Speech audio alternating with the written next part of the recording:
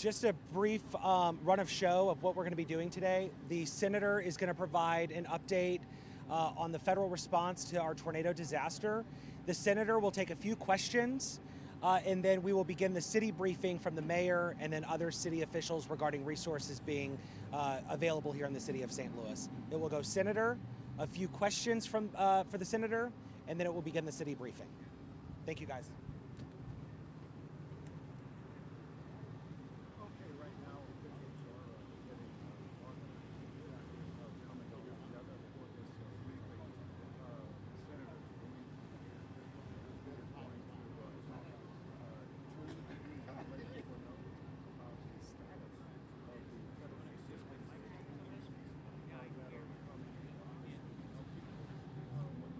Mic check 1 2. Mic check 1 2. Mic check 1 2.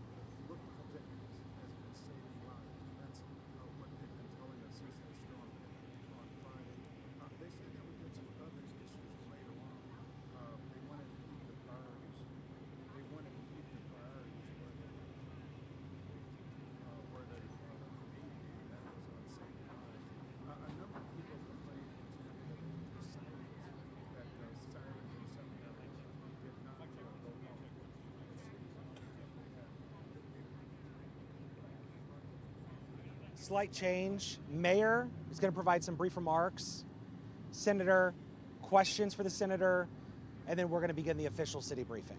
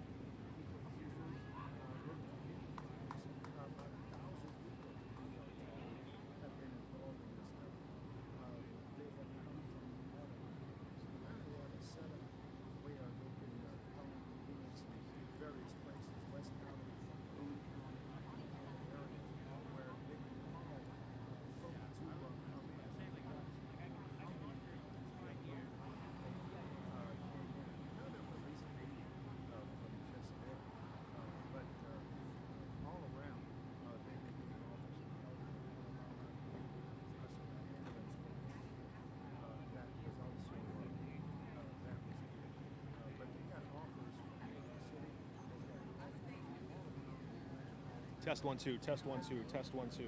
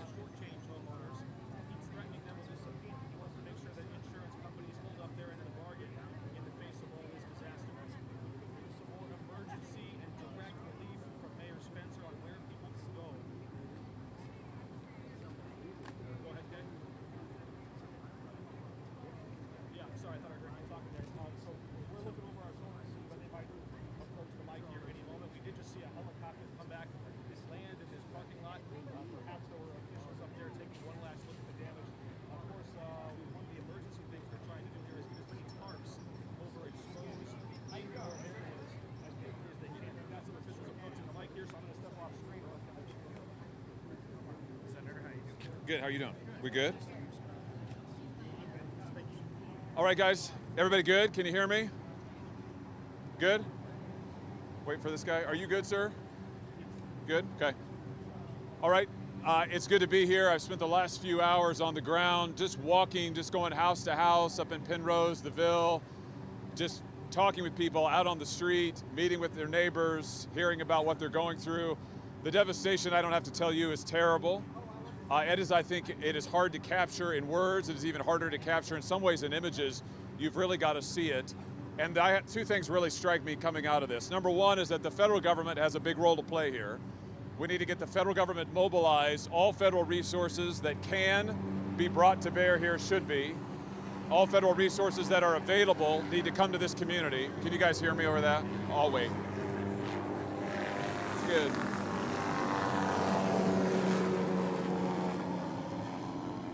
So I look forward to working with the governor to get an emergency disaster declaration. I know the governor's at work on that. We talked to his team again this morning. Obviously, he wants to get that out the door as soon as possible. That needs to come quickly. When it does, we will immediately push it and ask the White House to expedite this so that we can unlock disaster relief. I'd like to see individual assistance come as well. We need rebuilding funds for communities, but we also need individual assistance. I talked to so many people who they're going to need that individual assistance. That's number one. Number two, to all of our friends in the insurance industry, I've got a message for you. You need to pay out claims. We need 100% of claims that are eligible to be paid out, and they need to be paid out in full. I have written to every insurance company, every insurer in the state over the weekend and put them on notice. I'm in the middle of an investigation right now in the Homeland Security Committee on insurance companies, including ones in this state, and their failure to pay out claims. This is a real acid test. If they want to make good, they need to pay out claims to every person who has been injured, every person who suffered damage, and that is so many people.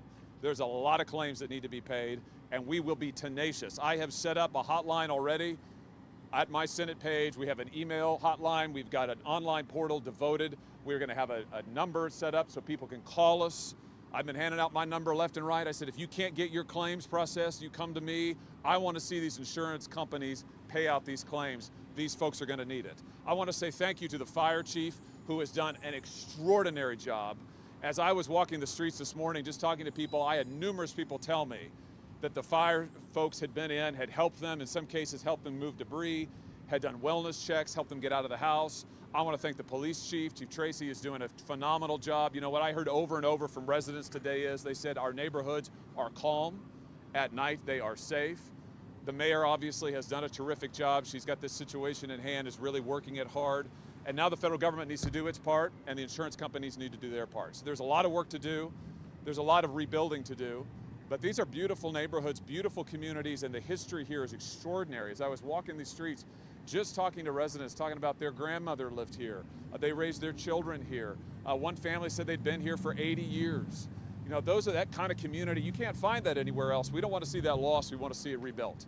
And there's a lot of work to do on that, beginning ASAP. With that, I'm happy to take your questions, and I think the mayor's here. The mayor's happy to take questions as well. Senator, you called on the president before to send in National Guardsmen and women to secure college campuses over protests. Would you call on the president or the governor, maybe more appropriately, to send in surge manpower, National Guardsmen and women here now? Yeah, I think, Mark, the governor is running this relief and recovery operation. I think he's doing a really good job. The Guard may be something he may want to consider. To your point, there's a lot of debris. There's a lot of need out there. I will defer to him on that. It's his decision as to whether or not to mobilize the Guard. But I will tell you, we've been in constant contact with the governor's office. They're on top of this, and I know that he will surge as much manpower as needed. But you're not wrong about the need for manpower. I mean, I can just tell you, just walking the streets here, there is a lot of need. There's a lot of need, and there's a lot of severe weather in the forecast. And just simple things like getting tarps on these houses. You know, a lot of the folks I talk to, they're in their homes, but their homes don't have roofs. They need tarps, they need help. They need some relief, so there's a lot of work to do. Senator, is there a concern that FEMA isn't on the ground right now? I'm sorry, say that again. What do you say to residents who want to know why FEMA isn't on the ground right Yeah, it's a good question. My understanding is that the governor has the state running point, and he has the state and state resources. He wants them to run point and FEMA to assist, which I understand is happening. Listen, I will leave that to him, but I will just say this. FEMA has a lot of resources, and we want to see all of them deployed here, and we want to see assistance come in full to this area. So I'm going to be a dog on a bone with that. The governor's emergency request will unlock that, and so we hope to see that soon. Is there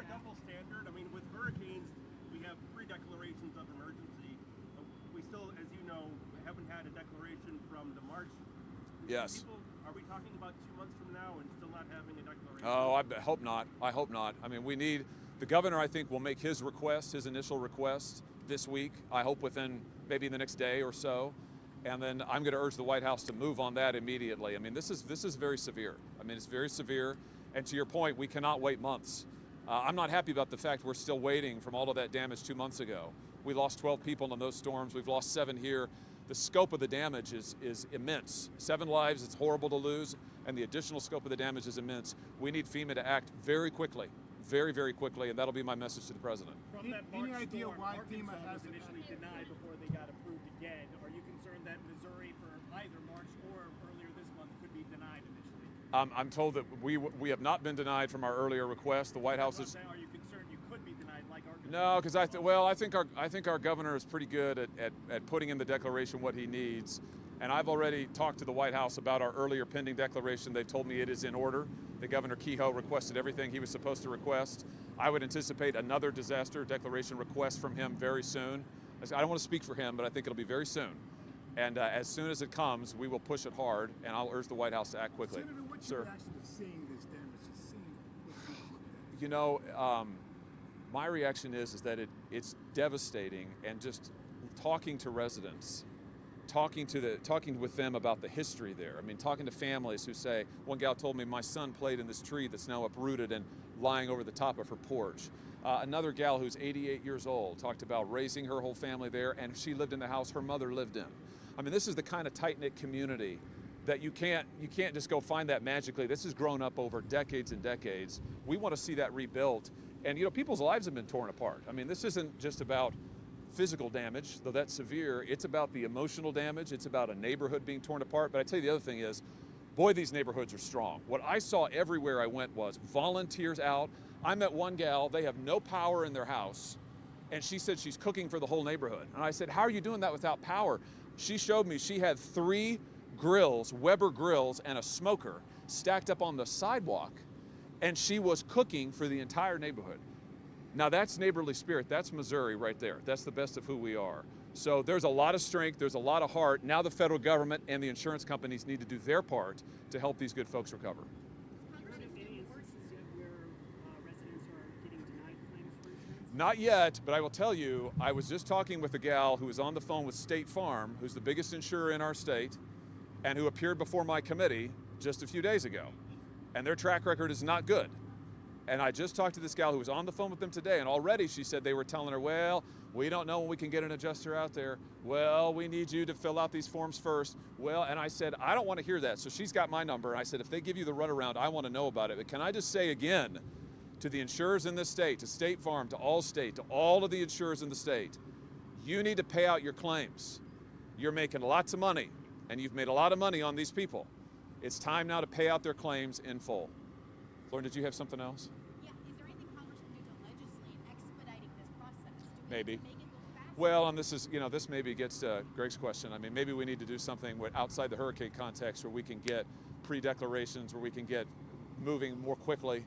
FEMA, the governor told me this morning, FEMA's going to be on the ground to do damage assessments, I think within the next 48 hours.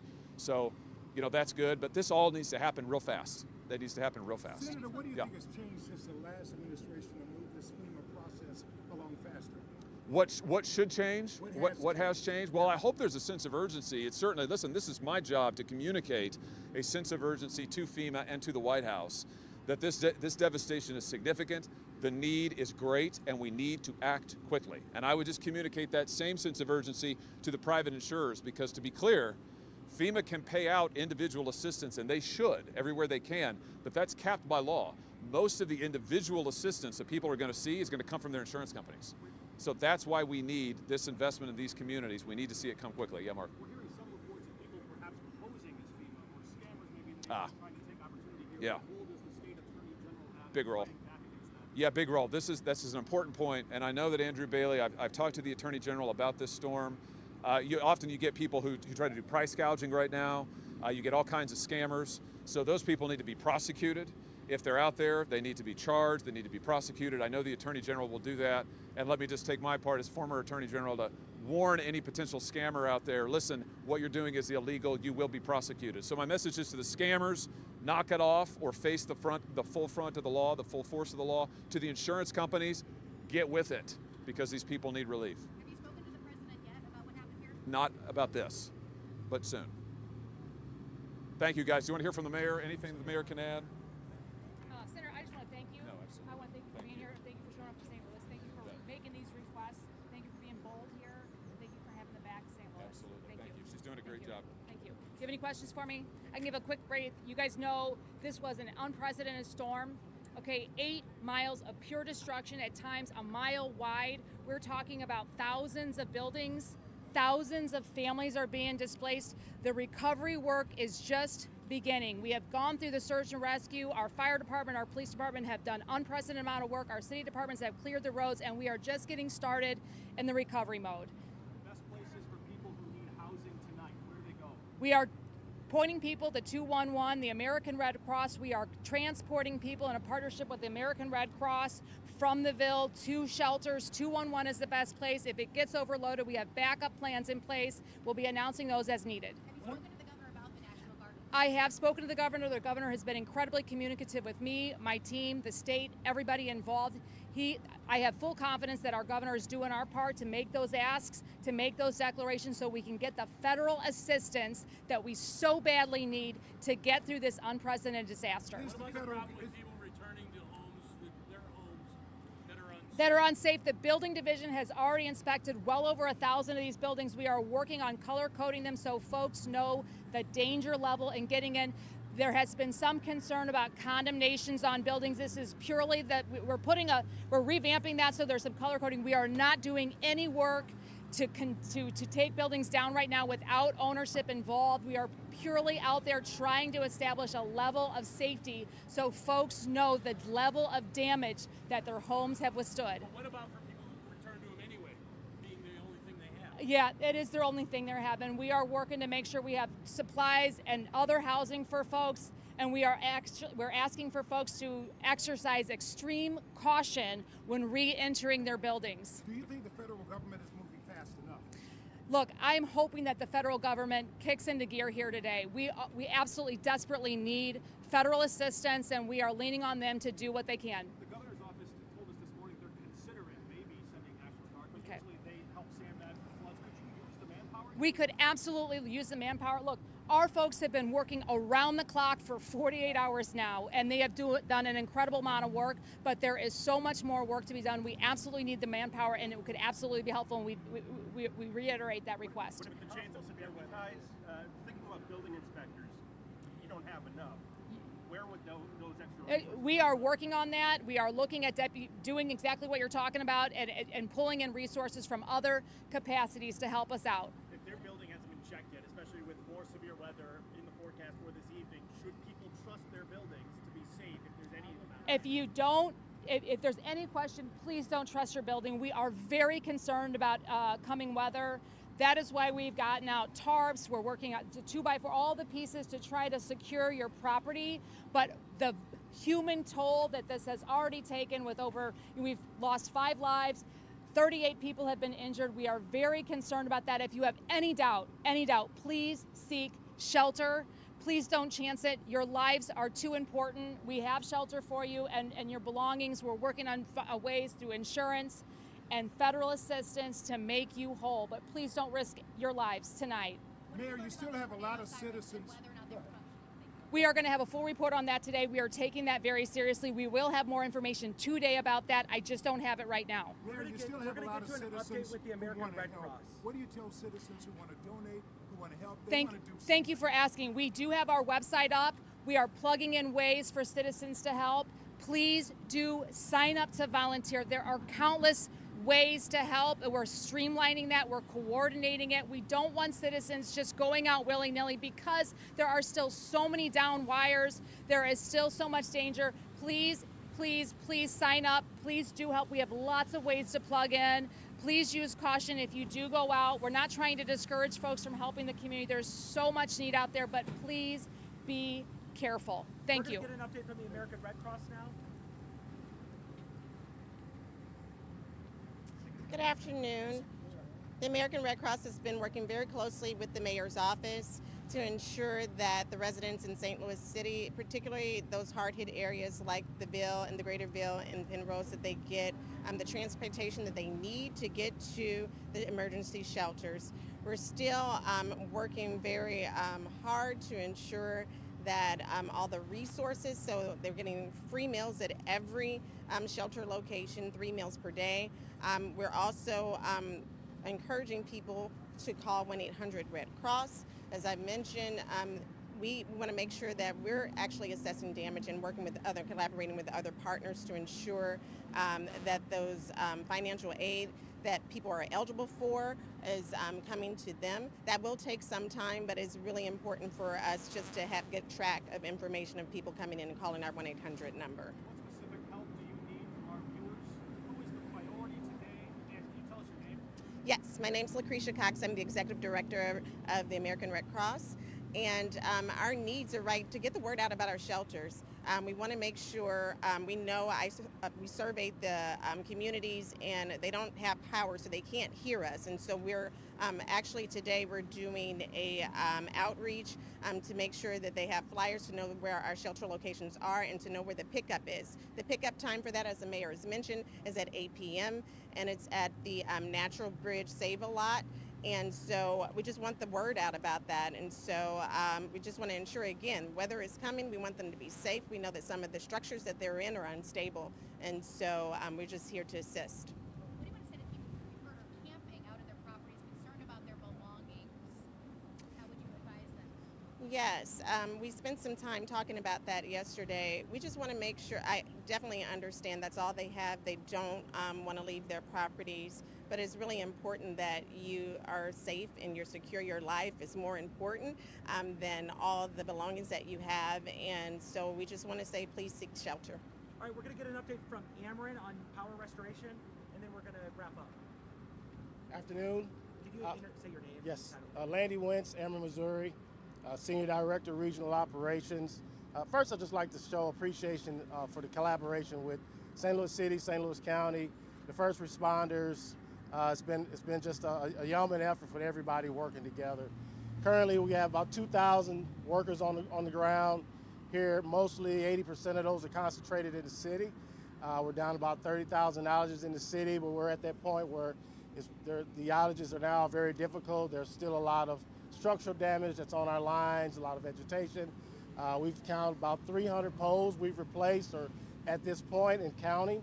And so we're going to keep working throughout this week to get folks restored. We got 650 vegetation crews out here getting ahead of our line crews to make sure we get the lines cleared so that we can get folks restored. And we just ask that folks kind of stay away from the work that's being done. We don't want you to get caught up in the work zones while our guys and gals are out there trying to restore power. Say again, how many people are without power still? About 30,000 in the city, in the concentration in the city of St. Louis. When do you expect to have power restored for everybody? It's kind of hard to estimate that because some of these outages are very tricky to get fixed.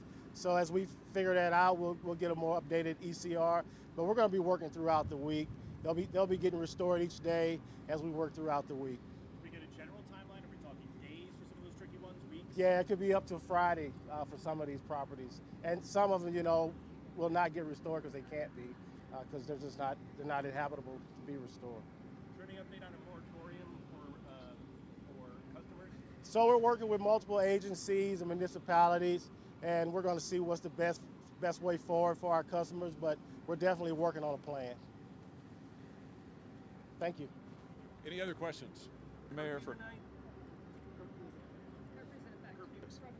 The curfew is in effect again tonight. It's going in from 9 p.m. to 6 a.m. It's been very effective. We're very grateful for folks staying home.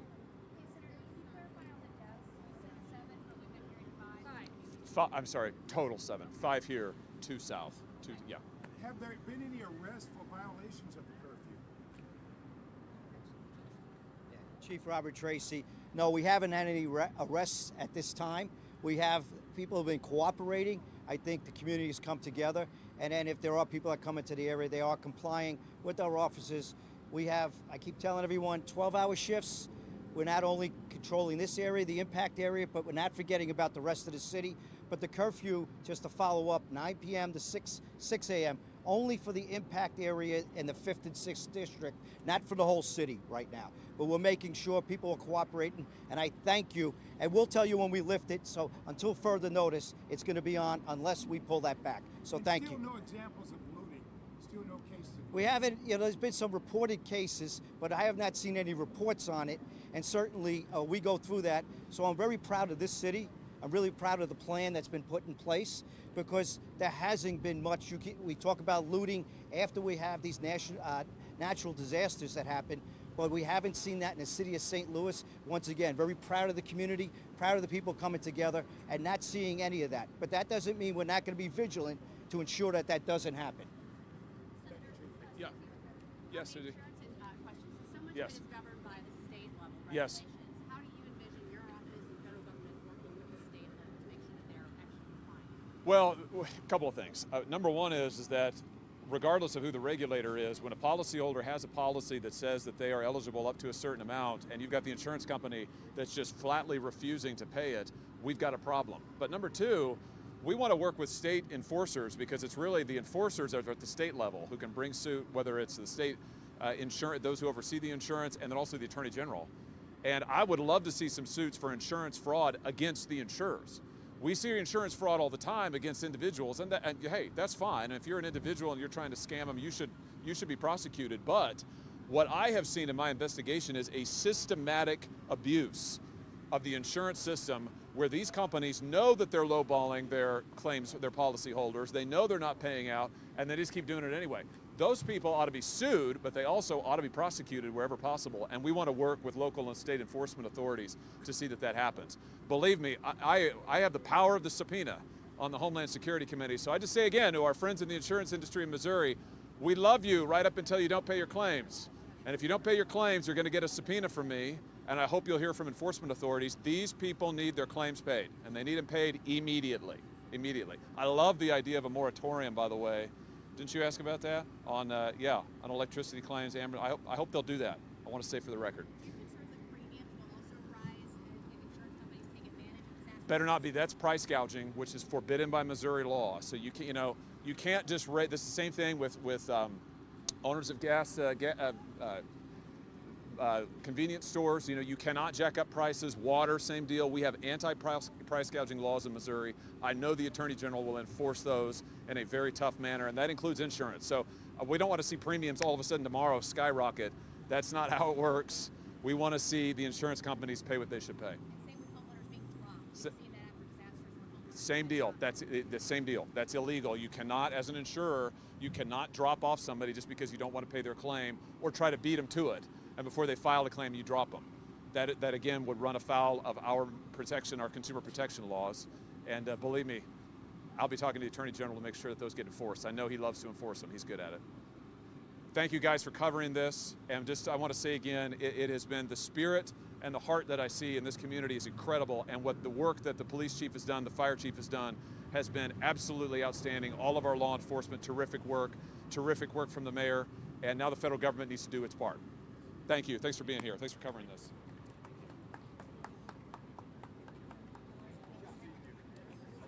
We'll keep you guys updated on a potential briefing for later.